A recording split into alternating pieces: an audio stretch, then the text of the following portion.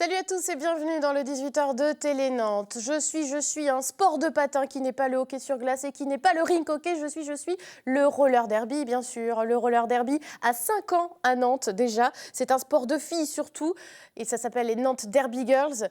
On voit un petit peu les maillots sur le plateau et on voit surtout l'affiche qui aura lieu aussi ce samedi. Ils vont fêter dignement cet anniversaire au hangar à Nantes et on en parle avec 3 éminents membres de cette association Nantes Derby Girls dans quelques instants. Et puis on va aussi retrouver l'intarissable Romaric. C'est le directeur du Jardin des Plantes, notre chroniqueur botanique, qui ce soir va nous parler de plantes bizarroïdes, voire flippantes. Je ne vous en dis pas plus, restez avec nous. Belles plantes et drôles de plantes, c'est le thème du 18h de Télé Nantes du 20 octobre qui démarre tout de suite.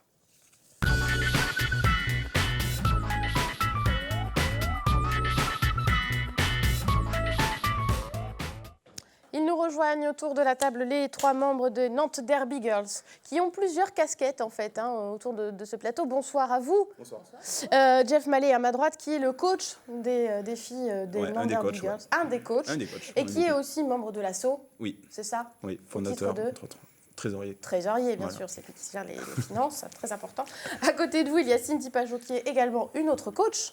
Mais aussi secrétaire de l'association. En fait, on a tout le bureau, puisqu'on a aussi Madame la Présidente, mes hommages, Cathy Bourner, qui est également joueuse, évidemment, joueuse de roller derby.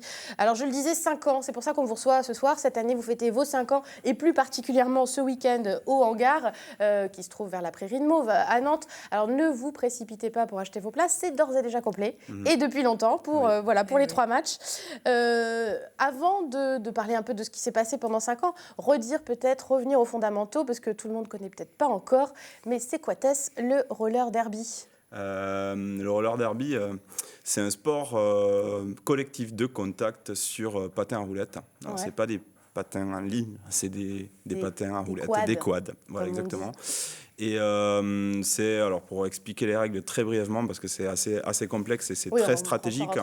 2 équipes de 5 joueuses qui s'affrontent sur le terrain, enfin elles sont 14 en tout sur le banc, mais sur le terrain elles sont 5 contre 5. Et un peloton qui mixe les 2 équipes et 2 attaquantes qui doivent passer au milieu de ce peloton pour marquer des points. Alors après, il n'y a pas de balle, il n'y a pas de raquette, c'est vraiment utiliser son corps pour empêcher les autres de passer. Avec aussi un peu de vitesse, du contact et de la vitesse, exactement. En résumé. Alors, peut-être que beaucoup comme moi ont connu ce sport grâce à Bliss. Vous étiez venu déjà sur ce plateau il y a 4 ans, je vous avais déjà fait le coup. Mais c'est vrai que c'est le film de Drew Barrymore qui était sorti en 2010 et qui a un peu popularisé ce sport, on est d'accord? Oui, tout à fait. Tout à fait. Oui. Mais clairement. En même temps, depuis 2010 et depuis 2011 où vous avez reçu, il est quand même un peu plus connu, ce sport, maintenant. C'est carrément plus connu et puis c'est vrai que les images du film sont... Nous, on respecte vraiment le film et on l'aime bien, mais c'est vrai que ce qu'on voit, ça reste un peu du Hollywood, des coups de coude, des machins, on se tire les cheveux. Bon, c'est plus du tout ça maintenant. Maintenant, c'est devenu un vrai sport. Quasi professionnel. Nous, à Nantes, on ne peut pas s'appeler équipe professionnelle, mais on est limite semi-pro, on s'entraîne 3 fois par semaine, on fait ce qu'on appelle du off-skate, etc. Parce que c'est vrai que dans les images de ce film-là, on peut se dire, ça allait à la castagne un peu quand même. C'est un peu moins le cas quand même. C'est toujours aussi physique, mais le sport a bien évolué, même au niveau des règles, depuis que nous, on pratique le roller derby. Les règles ont pas mal changé aussi pour simplifier le jeu, aussi pour le public, et aussi pour développer la stratégie. Mais c'est surtout un sport de filles, c'est que un sport de filles. Je me suis posé la question en préparant l'émission. Est-ce qu'il y a du roller derby chez les garçons aussi? Tout à fait. Ça existe? Oui, il y a une équipe masculine qui s'est créée il y a 1 an et demi. À Nantes? À Nantes, oui. Ah bon, on aurait dû les inviter pour faire le fight. On le fera la prochaine fois. Mais ça existe aussi pour les garçons? Oui. Mais c'est surtout un sport de filles quand même, majoritairement. Oui. Encore. C'est un sport qui a été créé par les femmes et pour les femmes. Et après, c'est les garçons qu'on rejoint. C'est ça. Donc c'est le premier sport en fait, en France, même au monde, qui a fonctionné de cette manière-là. Et les garçons, on en est assez fiers. Les cheveux longs en plus. Pas tous, ça dépend. Des barbes, pas mal. Et vous avez aussi des noms à chaque fois de joueuses, c'est ça? Psycho 4, c'est toujours le cas? Toujours le cas. C'est toujours votre nom. Et les coachs aussi? Oui. Cindy, Shiva Operator. Ouais. Et puis moi, c'est Jeff et mon nom à l'envers. Jeff Mallet, Jeff Telam, c'est tout. Il y avait Death Penalty aussi. C'était un autre temps.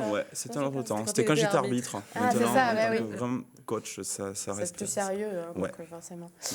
Quels sont un peu le profil des filles qui jouent au roller derby? Est-ce que c'est des filles qui viennent du patin, justement, qui patinaient étant enfants, ou c'est d'autres profils? Ça a changé au niveau des profils. Au tout début, quand elles arrivaient parce qu'elles avaient vu le film Bliss. Ouais. Et c'est vrai et puis elles n'y connaissaient pas forcément grand-chose au niveau du patinage. Et puis, et au fur et à mesure des années, on a constaté qu'il y avait de plus en plus aussi de patineuses issues soit de l'artistique ou soit qui faisaient du skate en loisir à côté. Donc on a de plus en plus de patineuses qui savent tenir sur des patins. Donc on avance un peu plus vite aussi au niveau de l'entraînement des fresh meet. Donc les fresh meet, c'est les toutes débutantes qui n'ont pas encore validé leur... C'est les racks? Non, mince. Bon, j'ai voulu flamber, mais c'est même pas ça. Les règles, c'est l'équipe qui est récréationnelle, là, c'est ça? Voilà. C'est les équipes qui sont plutôt loisirs. Voilà. Ok. Non, donc là, c'est encore les débutantes quand on arrive, qu'on ne sait pas patiner, qu'on ne sait pas faire du roller derby. Ça veut dire la chair fraîche, je viens de comprendre la traduction. Ok. Voilà. Bon, déjà, ça dit un petit peu ce que sont devenues les Nantes Derby Girls. Aujourd'hui, il y a 3 équipes, ça s'est étoffé. Ouais. On les présente, les 3 équipes? On a 3 équipes, donc les Duchesses, qui est l'équipe A, on va dire, du club. Voilà, c'est ça. C'est le maillot des Duchesses. Après, il y a les Divine Machines, qui est l'équipe B de l'association. Et puis, en fait, après, il y a la REC, qui est une équipe un peu plus loisir. Les 2 autres jouant en compétition. Ouais, c'est ça. Ouais. Donc, il y a eu quand même de la professionnalisation depuis le début. Ouais. On va voir aussi, pour se mettre un peu dans l'ambiance, des images de l'entraînement. On va vous voir aussi à l'œuvre, justement, Jeff. Elles ont été tournées par Anne Judic la semaine dernière. Regardez. Allez, c'est parti, go.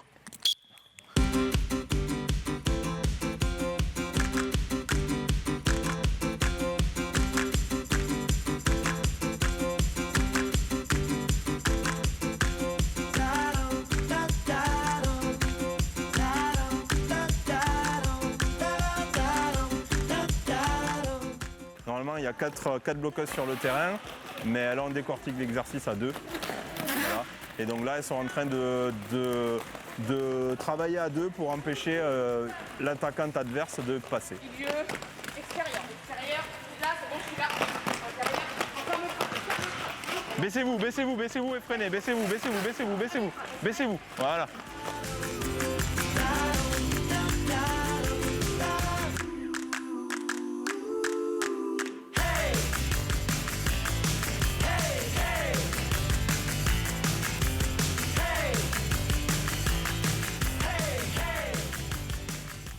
Voilà, c'était physique, l'entraînement au hangar la semaine dernière. Alors, on me fait remarquer dans l'oreillette, quand les remarques sont bonnes, je les partage, que là, la piste, c'est pas un cercle, comme on l'a vu dans Bliss aussi. On n'est pas sur une piste en cercle, voilà, et inclinée. C'est une espèce c'est pas vraiment un ovale, c'est un petit peu décalé, mais on va dire que c'est un ovale décalé. Ouais. Mais ça n'existe pas en France et en Europe, les pistes inclinées comme sur Bliss. Ça se fait aux États-Unis, il y en a un petit peu, mais le sport aujourd'hui, le roller derby moderne, il se pratique sur une piste plate. Ouais. Et là, au hangar, comme on a vu sur les images, c'est une piste qui est faite pour ça ou C'est une piste de rink hockey, de hockey, mais le hangar, à l'époque, on avait débuté, nous avait accepté pour pratiquer le sport sur cette piste. Et depuis, ils ont aussi tracé les tracés de la piste, justement. Donc voilà, on est un peu chez nous au hangar maintenant. Alors, je vais vous poser ce qu'on appelle un peu une question anniversaire. C'est, voilà, vous avez 5 ans aujourd'hui. Est-ce que vous seriez imaginé il y a 5 ans que vous en seriez là aujourd'hui, finalement? Rappelez-vous, en 2010, quand tout a commencé, vous étiez 6 ? Oui, on était 6. Ouais. On était 6 à fonder l'équipe et c'est vrai que c'était un peu mon initiative parce que j'avais vraiment envie de remettre mes patins. J'avais toujours patiné quand j'étais petite. Et quand j'ai découvert ce sport, je voulais absolument pratiquer. Et puis, donc, avec l'aide de Jeff et 4 autres amis, on a commencé à monter l'association. Donc, on avait une vingtaine de patineuses au tout début. Mais c'est vrai qu'on ne connaissait absolument rien. Et moi, à la base, l'idée, c'était juste de pratiquer. Ouais. Après, c'est vrai que le sport, on était 5e équipe à se fonder en France. Aujourd'hui, il y a environ 70...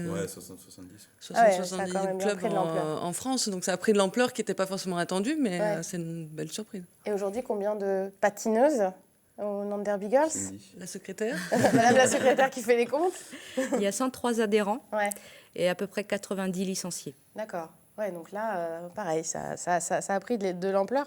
C'est aussi un sport qui se professionnalise, hein, vous l'évoquez un peu, mais est-ce qu'on peut parler de championnat maintenant ou pas pour le roller derby? Est-ce qu'on peut le faire? Oui. Ouais, ça existe. Il y a un championnat de France qui se met en place cette année pour la première fois. Depuis septembre, là, c'est ça?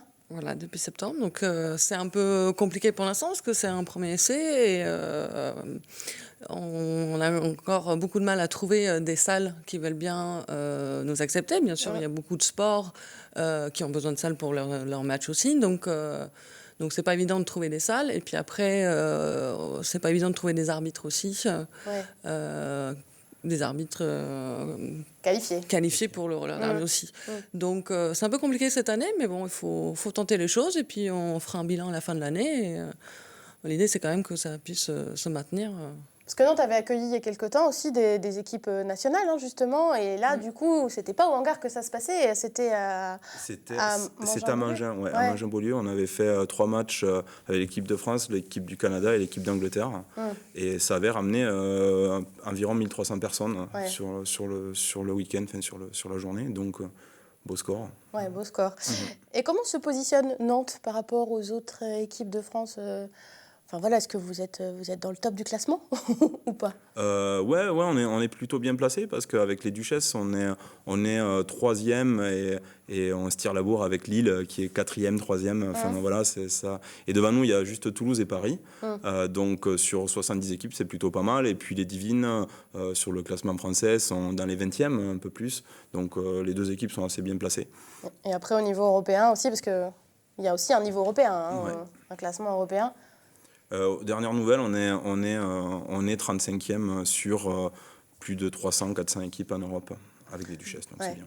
Et au vu de cette progression-là, que ce soit en termes d'effectifs, en termes aussi de compétition, est-ce que le hangar n'est pas devenu trop petit? Est-ce que vous avez les moyens finalement de vos performances aussi? Vous vous entraînez aussi toujours à Atlantis, par exemple. Je sais que nous, on avait vu ça, ça peut paraître étonnant pour des équipes classées comme ça, de se dire il y a de la préparation physique qui se passe sur le parking d'une galerie commerciale.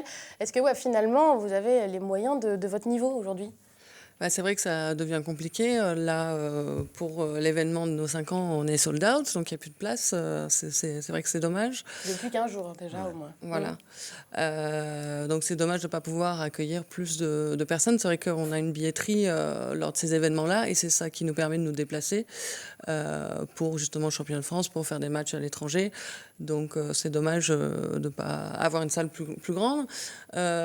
Cette année, on n'est plus sur le parking d'IKEA, mais sur l'esplanade de l'Éléphant. Vous faites vos entraînements? On fait de la prépa physique, donc dehors toute l'année.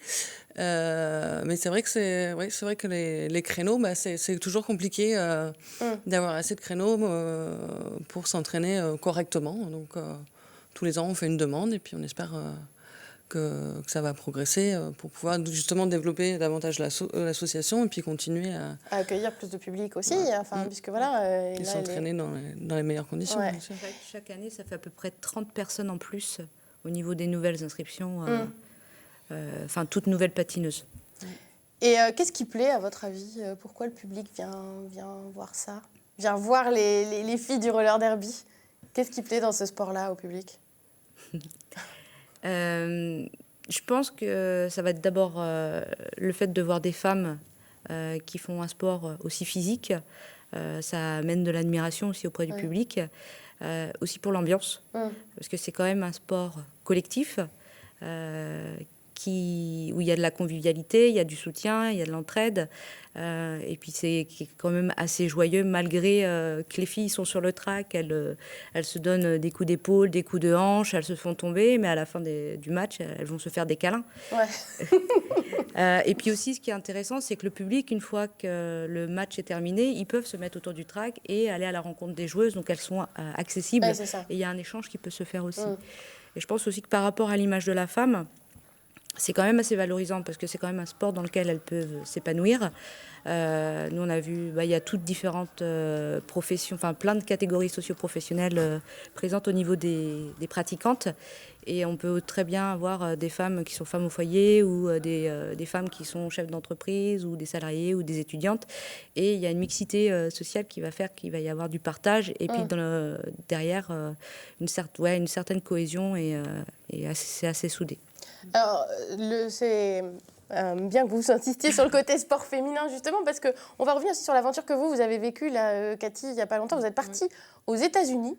Voilà, vous avez été repérée par les autorités américaines en France pour aller justement parler du sport féminin et du développement du sport féminin. C'est bien ça ? Tout à fait, c'est ça. Je rentre des États-Unis, là je suis entrée dimanche, donc je suis un peu décalée encore. Voilà, c'est ça. Donc une très belle expérience où j'étais donc avec 16 femmes du monde entier. Chaque fille avait un sport et un pays. Ouais. Donc le but c'est de promouvoir et développer le sport féminin à travers le monde. Donc d'essayer d'améliorer l'égalité hommes-femmes et les conditions en utilisant le sport comme moyen un peu de toucher les personnes en général. Je donne un exemple, dans un pays comme l'Inde où les rapports entre filles et pères sont très compliqués. Mettre en place un sport comme le foot entre père et fille, ça permet de créer des liens entre père et fille qui n'existent pas actuellement. Et ça a un impact après derrière sur la société. Donc ça veut dire qu'au-delà du roller derby, vous êtes allée là-bas en fait pour être un peu ambassadrice du sport féminin. C'était pas forcément pour pratiquer le roller derby. Voilà, pas forcément pour le roller derby, plus pour le sport féminin. La particularité de moi, de mon projet et de mes idées, c'est que aujourd'hui les femmes n'ont pas beaucoup d'accès au sport, en fait. On se rend compte qu'ado, on arrête le sport, et adulte, on a du mal à s'y remettre, et puis on ne voit pas trop où aller, à part aller s'inscrire dans une salle de sport ou faire du jogging, il n'y a pas grand-chose. Et je me rends compte que c'était mon cas. Et avec le roller derby, le fait de pouvoir remettre mes patins alors que j'osais plus parce que je me sentais bête, adulte, à être dans la rue en patins, aujourd'hui, je peux porter mes patins fièrement dans la rue. Et je vois beaucoup de filles en fait qui ont repris le sport et le derby pour ces raisons-là en fait. Donc voilà. Le message un petit peu de tout ça. Puis vous êtes allé prendre des bonnes expériences, des bonnes idées aussi aux États-Unis, quoi. Finalement. Voilà. Ouais. Donc on a vu un peu le bilan en 5 ans, une équipe qui progresse. Qu'est-ce que vous souhaitez pour les 5 années à venir? Coach continuer à développer l'association et puis les équipes, jouer de plus en plus de matchs. On espère, parce qu'on fait aussi partie du championnat américain de roller derby, qui fait partie de la WFTDA, peut-être un jour aller jouer aux États-Unis. Ça serait une belle finalité pour l'assaut. Et puis continuer à faire des matchs. Et puis avoir des créneaux aussi pour pouvoir développer notre sport au maximum. Alors, on redit que c'est quand même samedi les 3 matchs pour ceux qui ont déjà leur place. Ce sera donc au hangar du côté de la prairie de Mauve vers la route d'Angers. Vous pouvez pas vous y rendre, sauf si vous avez déjà votre ticket. Mais est-ce qu'on a une autre date à annoncer bientôt, un prochain match, une prochaine rencontre qu'on pourra venir vous voir, vous applaudir? Oui, tout à fait. On a le dernier week-end de novembre, sur le samedi et le dimanche, où on a un grand tournoi international, donc toujours au hangar, où il y aura, donc, que je ne dise pas de bêtises, il y aura Belfast, Hambourg et Amsterdam. Voilà, un petit voyage européen en même temps. Donc ce sera les 27 et 28 novembre, si mes calculs sont bons, pour le dernier week-end. 28 novembre par là. Voilà, si on veut aller applaudir les duchesses, les divines machines, qui ont des noms bien nantais en plus, c'est chouette. C'est bien trouvé. Merci beaucoup à vous, joyeux anniversaire. Merci. Et puis beau match samedi, merci beaucoup d'avoir été avec nous. Et tout de suite, on va retrouver notre chroniqueur un petit peu fou, c'est Romaric.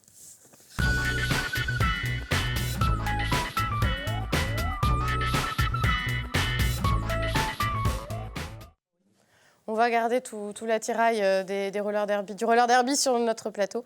Romaric, si vous voulez bien prendre place. Moi, tout ce qui est un petit peu avec du sang, tout ça, je suis un peu sensible, j'aime pas ça. Oui, c'est ça. Mais là, il n'y a pas de sang, vous avez vu. Moi, j'ai été briefé, là.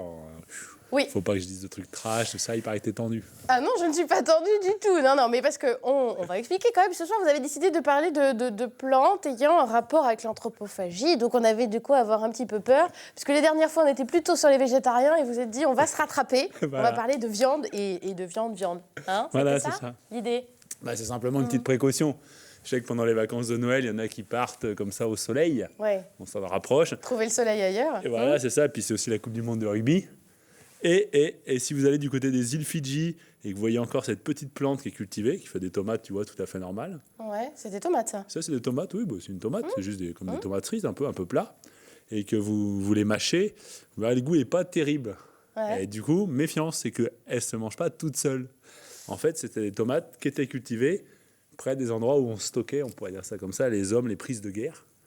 Et de temps en temps, quand on tuait un homme, comme la viande humaine n'est pas très bonne en fait. Et a priori, d'après Désiré Bois en 1892, il écrit un livre, les mecs, on met 2-3 jours à digérer, on a vraiment mal au ventre. Donc eux, ils ont goûté. Vous n'avez pas goûté, la viande humaine.